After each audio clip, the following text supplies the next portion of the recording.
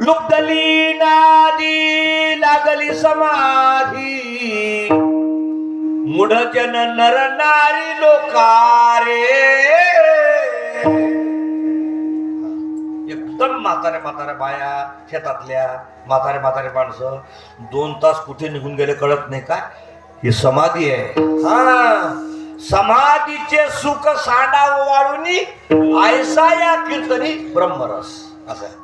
समाधीपेक्षा कीर्तन ऐकणं महत्वाचं आहे. समाधी ती काही कालापुरती आहे, पण कीर्तनामधली समाधी ही ज्ञानाने बहुत काळ टिकत असते. म्हणून कीर्तन ऐकणं आवश्यक आहे. जरी थंडी आहे, जरी गारठा आहे, तरी सुद्धा तुम्ही आलंच पाहिजे.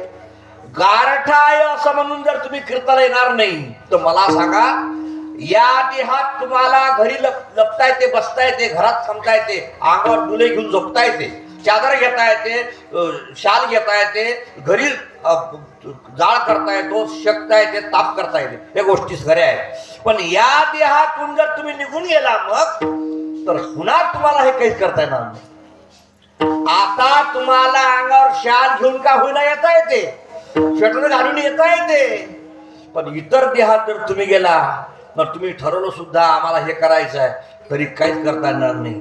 किती थंडी वाजली, जास्त जर थंडी वाजली आपल्या घरच्या कुत्र्याला तर आपण काय करतो, जास्त थंडी वाजली म्हणून त्याला आपण आपल्या अंथरुणामध्ये घेतो. बरोबर बरोबर. थंडी वाजो का मरो बाहेर, त्याच्याकडे पुन्हा पाहायचं नाही. असं आहे. मग काय करा, हा देह आहे म्हणून नखरा करून राहिलात तुम्ही. गार आहे ना सयान कसा आहे, मला ना काय तुला ना, मला ना तुला ना काय तुला. या देहात म्हणून मजा करतो. हा देह जाऊ दे, तुला थोडं सुद्धा स्वातंत्र्य राहणार नाही. काय तुम्हाला किंमत आहे या देहाची. जवळ आहे की नाही जास्त, हा म्हणून किंमत नाही.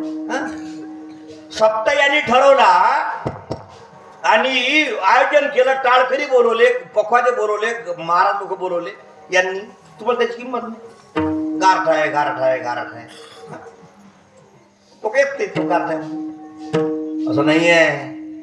तुम्हाला किंमत नाही का, मनुष्य देह जवळ आहे म्हणून. काही गोष्टीचं ज्ञान जास्त जवळ आहे म्हणून होत नसते आणि काही गोष्टीचं ज्ञान जास्त दूर आहे म्हणून होत नसते. डोळ्याने सारं जग दिसते पण डोळ्यामधली बावडी दिसते का. काय कारण आहे, अति सामिप्यात जास्त जवळ आहे. सारं जग दिसते, पखवाजे दिसतो, मंडप दिसते, पण अमेरिकेमध्ये पदार्थ दिसतात काय, पदार्थ नाही. का कारण आहे, अति दूरत्वा. जास्त लाभ म्हणून ज्ञान नाही, जास्त जवळ म्हणून ज्ञान नाही.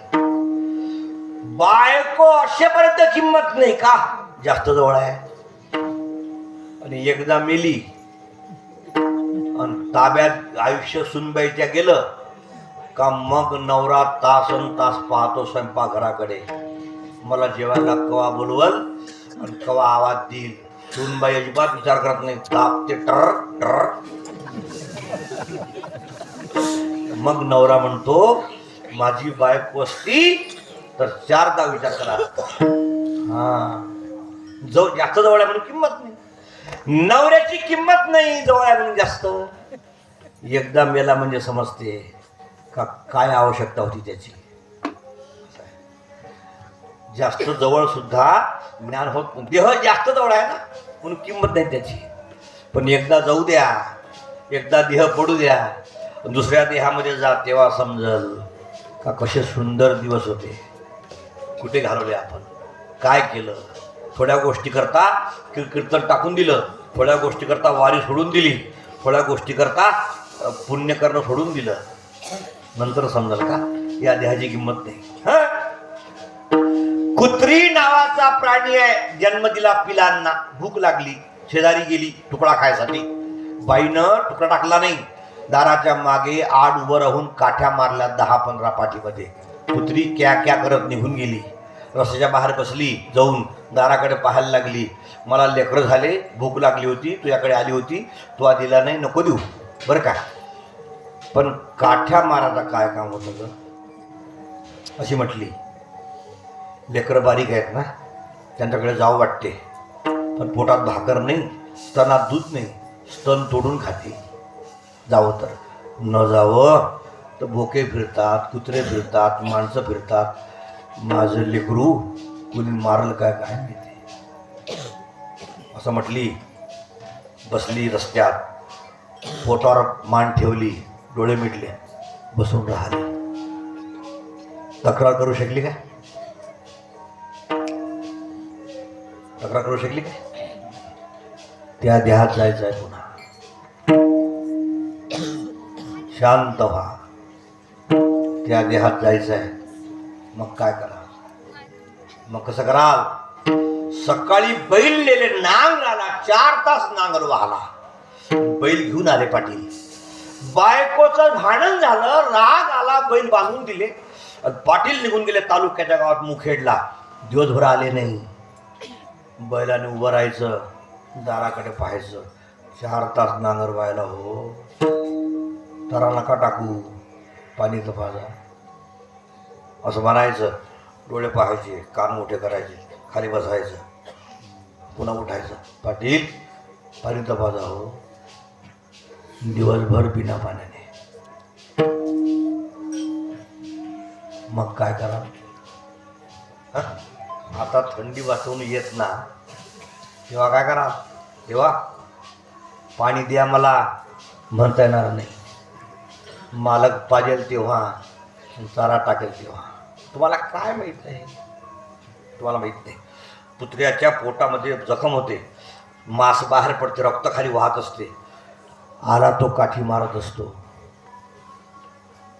15 दिवस कुत्रा फिरतो घरोघर, दारोदार. तुकडा मिळत नाही भाकरीचा. नुसतं फिरत राहतो, जवळ कुणी घेत नाही. मग काय करा?